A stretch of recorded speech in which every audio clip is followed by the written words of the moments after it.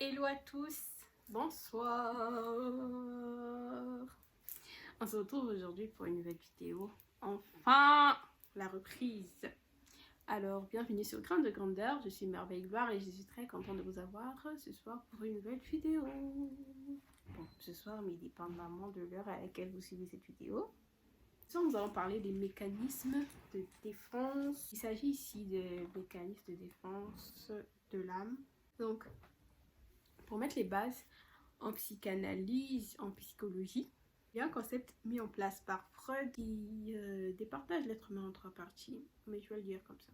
En trois parties, il y a le ça, le moi et le surmoi. C'est toute la partie charnelle, tout ce qui est cinq sens, tout ce qui relie le moi au monde physique. Nous avons les cinq sens, nous avons tout ce qui est extérieur. Et ensuite, il y a le moi. Le moi, c'est le siège des émotions, le siège de la volonté. Il y a le surmoi. Le surmoi, c'est tout ce qui est spirituel, tout ce qui est élevé, tout ce qui va visible de la métaphysique. Là, nous sommes en philosophie, en psychanalyse, mais toi et moi, nous savons que c'est tout ce qui est spirituel. Okay? Et dans tout ça, on pourrait se poser la question, bah, c'est quoi un mécanisme de défense? Donc, on sait que, en cas, par exemple, comme tous les êtres humains d'ailleurs, je suis un esprit, je possède une âme et j'habite dans un corps. Donc je suis un esprit qui a une âme, c'est-à-dire qui a des émotions qui se manifestent au niveau de l'âme, une volonté qui se manifeste au niveau de l'âme et qui habite dans un corps que vous voyez, cette enveloppe que vous avez en face de vous. Le mécanisme de défense, c'est un système, c'est tout un procédé mis en place par l'âme pour se défendre contre ce qu'elle considère être un danger, pour se défendre, pour défendre son intégrité psychologique dans tout ce qui peut nuire, tout ce qui peut lui nuire, tout ce que l'âme met en place pour se protéger de tout ce qui est nuisible pour elle. Et tout cela se fait de façon inconsciente. Ok, c'est bien tout ça, mais pourquoi est-ce que j'ai besoin d'identifier mes mécanismes d'autodéfense? Ici, il ne s'agit pas d'identifier forcément ces mécanismes d'autodéfense, mais il s'agit ici d'identifier tous les mécanismes d'autodéfense qui ont déjà été mis par son âme. Pas forcément tous, parce que dépendamment de la gravité, dépendamment de comment l'âme a géré, ça a laissé des séquelles ou pas. Et ces séquelles, c'est ce qu'on peut appeler des blessures. Et des blessures peuvent devenir des limitations peuvent devenir des blocages, ces blocages peuvent devenir des forteresses. Tout ça au niveau de l'âme. Donc là, je vous demande d'imaginer quelqu'un qui est sur un chemin, qui a un chemin à parcourir, une destination à atteindre, mais qui porte des fardeaux, qui porte des lourdes charges, il peut avancer, mais il avance difficilement. Et à côté, vous avez quelqu'un qui a, on va dire, un fardeau léger, qui avance et qui avance. Donc les deux n'avanceront jamais à la même vitesse et n'atteindront peut-être jamais les mêmes buts ou même de la même façon. C'est-à-dire que l'un, il va arriver moins essoufflé que l'autre. Bref, essayez d'analyser, faites la comparaison, voilà. Vous avez à peu près le concept ça, moi sur moi. Vous savez c'est quoi un mécanisme de défense. Vous savez pourquoi il est important d'identifier les programmes qui sont déjà enregistrés dans son mécanisme de défense, qui sont enregistrés dans son âme. Ok? Donc, cela permet d'avancer de façon légère, de savoir les identifier, les traiter, puis d'avancer sans que cela devienne des fardeaux qui nous empêchent d'avancer dans la vie. Voilà de façon simple. On a un fardeau, tout le monde en a. Mais c'est juste que nos fardeaux ne constituent pas pour nous le même poids, c'est-à-dire qu'on peut avoir le même fardeau, mais on ne le porte pas de la même manière. Donc, on est tellement différents que un fardeau peut être nuisible pour un et un peu moins pour l'autre. Cela ne veut pas dire que ça ne porte pas préjudice, ça veut simplement dire que un le supporte un peu mieux et l'autre pas du tout. C'est d'identifier ce qui constitue des blocages, peut-être même déjà des forteresses, pour les déconstruire et libérer son âme. Je prends un exemple d'un corps humain. Le corps humain, donc l'organisme humain, a un système de défense avec les globules blancs, tout ça. Et quand il y a attaque, le corps se défend, n'est-ce pas? Et parfois, il y a besoin d'apport de médicaments. Des fois, il n'y a pas besoin, le corps lui-même, il sait gérer. Quand le corps réussit à se défendre, il enregistre généralement, par exemple, franchement, je ne vais pas aller sur les concepts des vaccins, des virus. Oh, normalement, j'ai pas envie d'aller sur ça parce que sinon la vidéo sera trop longue. Donc, généralement, le corps enregistre l'information, la forme de l'attaque, et de telle sorte que la prochaine fois qu'il y aura une attaque similaire, qu'elle sache comment réagir. Sauf que l'âme le fait inconsciemment et ne le fait pas toujours bien. Et généralement, ça garde des séquelles, et ces séquelles vont se manifester soit par un comportement un peu anormal ou excessif, ça va soit par une aversion inexpliquée pour quelque chose, pour quelque type de personne, ou encore par des faux raisonnements, par une manière de penser un peu biaisée. Et cela, ça peut concerner n'importe quel domaine. Ça peut être au niveau social, émotionnel, professionnel, scolaire. Peu importe, ça touche à tous les niveaux. Généralement, l'âme se défend de 3 manières. Soit elle rejette, soit elle projette, soit elle transforme. Quand elle rejette, nous avons le déni, c'est-à-dire que l'âme va faire, c'est comme si ne s'était rien passé, c'est comme s'il n'y avait jamais rien eu. La politique de l'autruche, tu connais. Soit elle va faire un déplacement, elle va prendre le vécu, prendre tout ce qui s'est passé, tout ce qu'il y a eu comme attaque, le mettre sur un être imaginaire et considérer que c'est cet être-là qui a vécu ça et c'est pas elle-même. Ou encore l'annulation. L'annulation, ça peut aller dans le sens de la suppression, c'est-à-dire que l'âme prend le vécu, supprime complètement, et de la mémoire, ça ne veut pas dire que ça n'existe plus.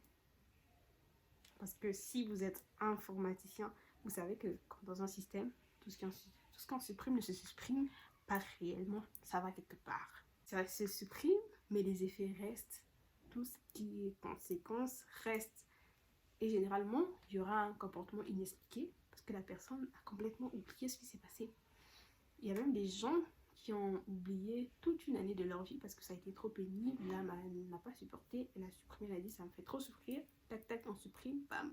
Mais tout ce qui est fait est encore là. C'est ça le problème, rationalisation. C'est-à-dire que de prendre le truc et de le justifier, de dire que ça arrive, c'est pas grave. Et on peut dire que certains mécanismes de défense sont plus profitables que d'autres. Ok? Et allons sur la projection. Par exemple, quand l'âme projette, ça va être soit elle va prendre le vécu et va commencer à le voir chez tout le monde, sauf chez elle-même. Paul va commencer à le voir chez les autres âmes, sauf sur elle-même. Et ensuite, il y a la régression, c'est l'incapacité de faire ce qu'on était capable de faire autrefois. C'est-à-dire que l'âme, parce que là je parle d'âme, mais on est dans la volonté, dans les émotions. Donc elle ne se sent plus capable de faire certaines choses. Tout ce qu'elle était, par exemple, cette chose-là, par exemple, quelqu'un pouvait dormir dans le noir. Donc suite à un événement, quelque chose qui s'est passé, la personne se retrouve complètement incapable de dormir dans le noir. Ça, c'est une régression. Et enfin, dans la catégorie des projets de projection, l'âme projette, nous avons le refoulement. Donc le refoulement, ça va un peu dans la suppression. Ça reconnaît ici, on reconnaît que ça a bien eu lieu, mais on refuse de l'accepter. Enfin, il y a la catégorie de la transformation. Donc dans la transformation, il y a la formation réactionnelle. Et dans la formation réactionnelle, c'est quand l'âme enregistre un système de telle sorte qu'à chaque fois qu'elle se retrouve face à une telle situation qui doit constituer une attaque, elle contre-attaque. Donc ça va être des comportements excessifs, une manière, dès que quelqu'un se comporte d'une certaine manière, automatiquement la personne, ça fait revivre la personne ce qu'elle a vécu auparavant et elle a une manière d'agir par rapport à ça qui est excessive et complètement anormale. L'intellectualisation. Donc dans l'intellectualisation, c'est la personne va mettre, ça va vraiment du volet de ceux qui ont l'intelligence interpersonnelle, donc la capacité à se comprendre, de comprendre ce qui s'est passé, de le transformer, d'en guérir et d'en faire quelquefois une source de guérison pour ceux qui passent par la même, on va dire par la même situation ou pour les âmes qui vivent la même attaque. Enfin, il y a la sublimation, de maquiller, de le transformer de façon à le rendre un peu esthétique et acceptable pour soi-même. L'exercice que je vous demande de faire, c'est de vous poser, d'identifier tout ce qui est TOC, tout ce qui est comportement anormal, tout ce qui est excessif, tout ce que vous faites de façon excessive et de catégoriser ça. Donc, d'identifier et ensuite d'identifier la potentielle source. Pour ça, je vais donner un exemple. En ce qui me concerne, il y a quelques années, j'avais vraiment du mal à entendre le son de ma voix. Je ne supportais pas d'écouter, d'entendre. Écouter, entendre, c'est quoi la différence même? Bref, en tout cas, quand j'entendais le son de ma voix, j'étais dégoûtée, j'avais des frissons, j'avais de la chair de poule et les larmes dessus. Tout ça. Et c'est pas quand je parle et que j'entends le son de ma voix que ça me dérange, non. C'est quand j'entends le son de ma voix sur un média extérieur, sur un support autre que ma bouche, que moi, quoi, tu vois. Là, ça me dérangeait. Mais je ne supportais pas. Au début, je comprenais pas, je n'arrivais pas vraiment à identifier. Mais c'est vraiment quand j'ai eu WhatsApp. J'avais quel âge quand j'ai eu WhatsApp? J'avais 14 ans. Oui, j'avais 14 ans, j'allais sur mes 15 ans parce que j'étais en seconde. Donc j'avais un téléphone là, c'était un Nokia rose tout beau et c'était pas un Android mais il y avait WhatsApp à l'intérieur. Et donc j'ai commencé à utiliser WhatsApp, j'ai échangé avec mes amis, mes collègues de classe. C'était vraiment intéressant. J'étais en train de découvrir un peu Internet. Et donc ce qui se passe c'est que je reçois une autre call d'une amie et je me dis tiens, moi aussi j'ai une belle voix, moi aussi je vais répondre en note vocale. Figurez-vous que quand j'ai répondu en note vocale, j'ai voulu répéter ce que j'avais dit. J'ai commencé à avoir des frissons, j'ai commencé à trembler, j'ai commencé à chauffer, j'ai commencé à pleurer. Bon, pas pleurer, hein, je pleurais pas, c'était mes yeux qui faisaient couler des larmes. Pourquoi ma voix me fait cet effet? Et ça a duré jusqu'à jusqu'à mes 19 ans. Hein. La source, donc, je vais être bref. La source, en fait, c'est que il y a eu un événement quand j'étais plus jeune. J'avais autour de 7 ans. Je devais avoir 7 ans, donc là, nous sommes en 2006 à peu près. Et à l'époque, c'était l'anniversaire de ma soeur, ma grande soeur.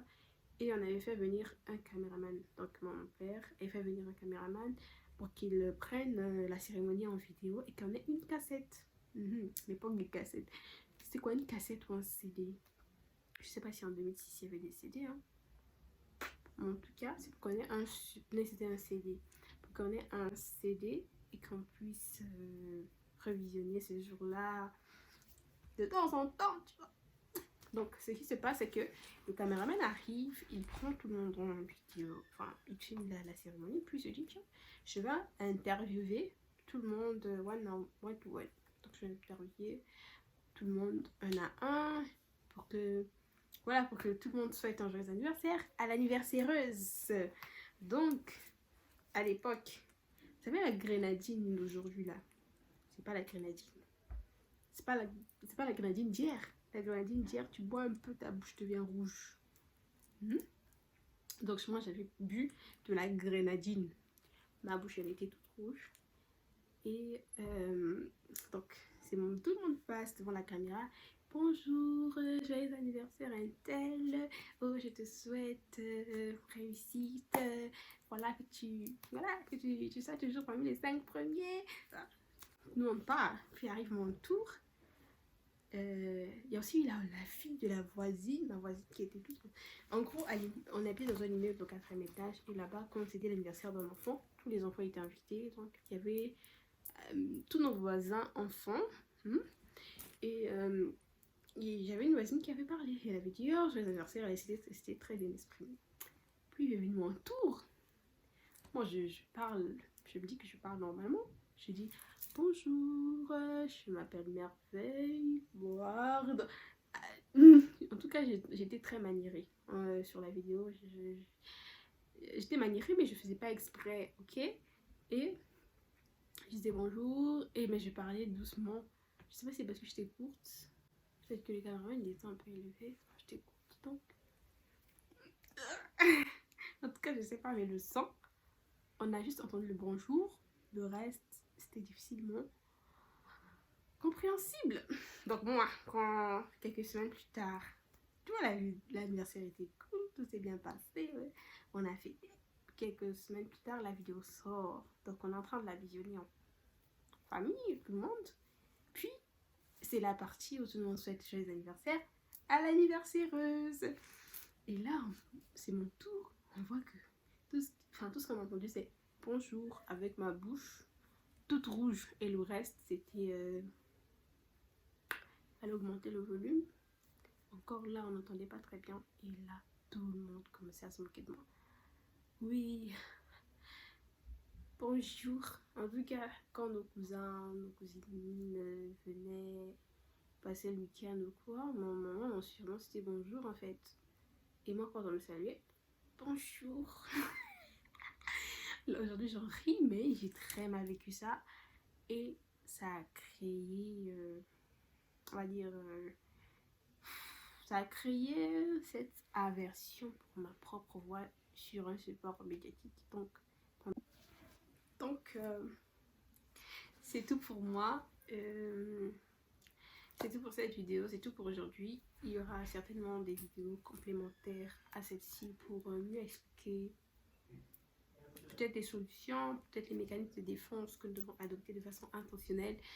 Mais pour aujourd'hui, c'est tout. Dites-moi en commentaire si vous avez pu identifier des comportements anormaux et leurs sources. Et je vous invite à faire cet exercice de travailler sur vous-même, de réfléchir, d'identifier des comportements anormaux et ensuite de remonter à la source et si vous le voulez bien, de le partager dans l'espace commentaire. Et on se retrouve le samedi prochain pour une nouvelle vidéo. Et aussi, je tiens à signaler que cette vidéo ne sera pas montée comme il le faut par rapport aux conditions de tournage, mais il y aura un document, un petit fichier PDF qui va retracer tous les concepts évoqués dans la vidéo avec beaucoup plus de détails. Donc dès que ce sera disponible, vous l'aurez dans l'espace commentaire épinglé. Vous pourrez cliquer sur le lien, télécharger le fichier, relire et pour mieux aussi avec un ou deux exercices pour vous aider à identifier rames qui sont déjà là, les séquelles d'un mécanisme de défense présent et de travailler dessus. Et moi je dis au revoir, on se retrouve le samedi prochain par la grâce de Dieu. Bye yo.